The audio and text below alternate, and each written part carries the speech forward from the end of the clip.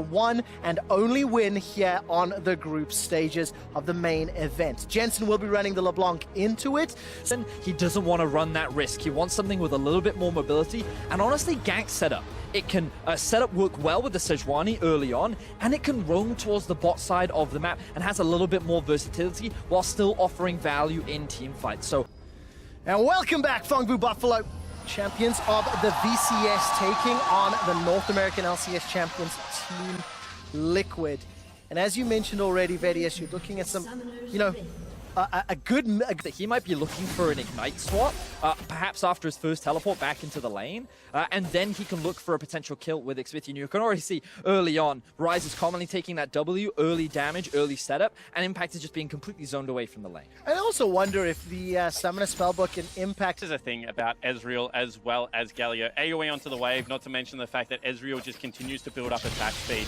However, already top lane being set up for that gank, that early volatility. Oh, Dragon Strike off to the Demacian standard, and that was just Meliodas at his best. Vietnam erupts. And this is where he found success with you were making, and this is a replay of Meliodas just coming in. And honestly, when you've got a guaranteed target for the flag and drag, it's really easy to step back, get the kill toward Nord's tower. So he's actually been playing this early laning phase extremely well. He's been trading very aggressively up against Jensen, and while many consider LeBlanc with a world champion, potential gank now. All right, Meliodas once again. I'm looking for the flag and drag. The taunt comes in. That holds CoreJJ in place. The Devour Spit does come out, but Summoner Flash blown by CoreJJ. Oh! What was that damage? Piercing arrow, as well as the tongue lash, and that just absolutely obliterates Palace. And Vòng Buffalo were not expecting that. Nor was I. Doublelift finds himself a counter kill by Mac Doublelift as a play now being set up towards the top. There is no flash on Zeros. Slicing Maelstrom's available for Impact. He's got flash up. Throws down the stun, throws down the ulti. Smithy's busy tanking up the tower, but there's no follow-up. Jensen wasn't there. Impact's now dropped low. It's a little bit sketchy, but it will finish clean as Jensen secures the kill. Unlocking Jensen, getting him out of this. Let's take another look at this, break it down. CoreJJ burns the early summoner spell and is willing to keep his Doublelift with everything available. That means Doublelift can play very aggressive. That's going to be 3 Blight blocks plus the... His prerogative should be to just invest resources into the 2 soloists, yep. Right? Null already has a big pressure advantage, and we already see him roam a little bit with Null, and while that's not optimal on an Orianna, it's composition that we talked about, but ultimately we still got to remember that for Vòng Buffalo, their composition is very much about team fighting, so them not being ahead in the early game is not a bad thing, because they are still ramping up. Around the 2 items is when you'll start to see this composition really... Top lane, a recall from Null means there should be Team Liquid, so over the next 10 or so minutes, who do you favor? So it's fascinating that you mentioned that, Quick Shot, because one of my biggest criticisms of Team Liquid coming into the tournament was their mid-game. But at the same time, where Vòng Buffalo have thrown a lot of their leads is the mid-game. And while Team Liquid try to make mistakes in terms of their ability to be proactive, sometimes Doublelift is a little bit out of position, Vòng just try to force plays that they're not in a position to make. So as long as Team Liquid, which they often are in a position to just receive the pressure, punish, and then convert into an advantage, I would give the edge over to Liquid as we... Yeah, taking good items. You've got Luden's Echo now on Jensen. He's going up into some thrift shopping from Null. As now Smithy's making his way up. Those big items are starting to come in. Protobelt for Impact. That's a very nice dodge from Jensen. Gets all the way out, goes all the way back in. Glacial Prison comes down, and the Shockwave's not going to do a whole lot. The chains will root in Meliodas. That's a distortion. Jensen's looking to try to get more burst damage down, but he doesn't have it yet. And the Golden Aegis will help out Meliodas, but tower, First Blood, secured by Team Liquid. Right, do they park in mid lane? Is this a 1-3-1? Then where they're going to send Jensen into the longer lane? That's where Orianna starts to struggle. Very difficult for Big Koro to fend off Jensen, I feel. Lane assignments are a bit all over the place, but here we are, collapse on the Team Liquid. All right, Zeros is going to use that round. More True Shot Barrage comes down. CoreJJ's already flashed. He's still got Summoner Heal. Pallet goes in with the ultimate. He's under the tower in a 4-on-2. CoreJJ escapes. Here comes Impact. Flashes forward. Instantly gets rooted and stunned down.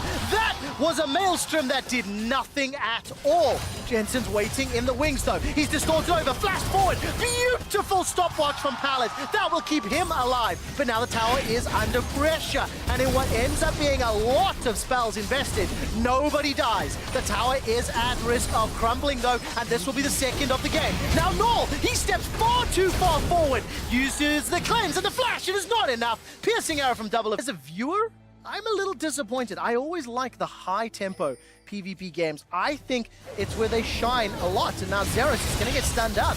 You cannot escape the Realm Warp when somebody with CC's in your face. And he just concedes another death. This is just all TL, and it feels like it has been for 15 minutes. Yeah, it certainly has. I mean, the opening play was in PvP's favor, Yes. but since then, they've not been really able to find anything they're looking for. And it's not like they don't have the tools. They have the hard force. They have the Orianna that they're able to beat G2 out. This is a composition that they can play fast with, but never had the control that you need to go for those aggressive plays. Now you can see Team Liquid moving towards the bot side of the map, slowly pushing their vision in deeper and deeper. Vong Buffalo looking for a potential fight, but I don't know if they have the confidence to go for the all-in just yet. There's no Glacial Prison from McSmithy. He used that onto Zeros earlier. Here comes the flag and drag. Nobody's knocked into the air.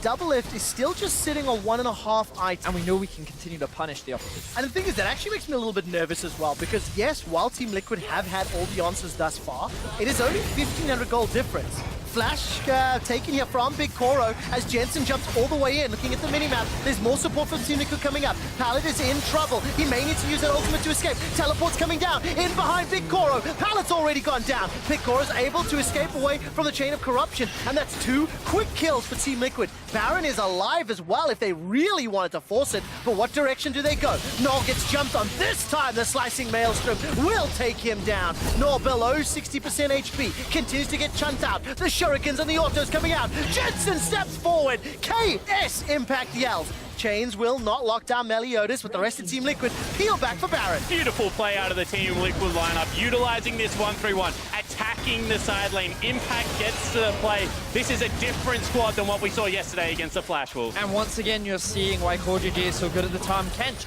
utilizes the ultimate to cut off the escape route of both. Incredibly difficult, and it all starts from this catch by Jensen and Smith. And what you have to concentrate on is the ability for the Tahm Kench and the Varus to make their way to the play before Orianna can even start moving. So even though this looks like a 2v2, it is a 4v2 in reality. Meliodas can't join here. There's nothing he can do.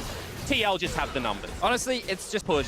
His team's just getting caught out of position. This is shades of what we saw in TL versus Flash Wolves yesterday when it was actually Impact saying, hey guys, I can win the game in the split. This time they just go. Well, take a look at this. Realm Warp into Taunt. CoreJJ once again with all of his summoners. He keeps Double Lift alive. Impact's come in from behind. Spell Slice and Maelstrom's not available just yet. That's a 5-man stack. There's the cannon ultimate. Impact goes golden. And he set Team Liquid up despite the 3-man shockwave. It's too little. It's too late. Double Lift turns onto Big Koro. Here comes Jensen. Koro is down. Null is running for his life, and Team Liquid, they get jumped on, but they finish the fight. desperation takes over Fongvu Buffalo as they go for a last-ditch fight, but unfortunately they cannot pull it off.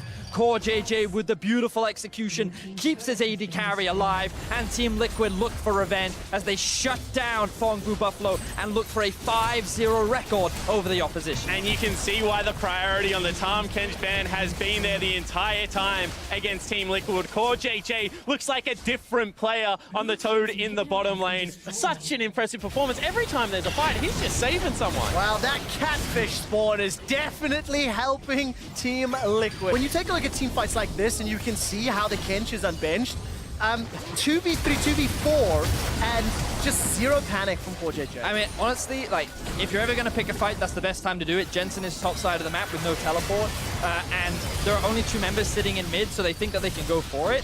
So they go for the commitment. Unfortunately, they can't get it.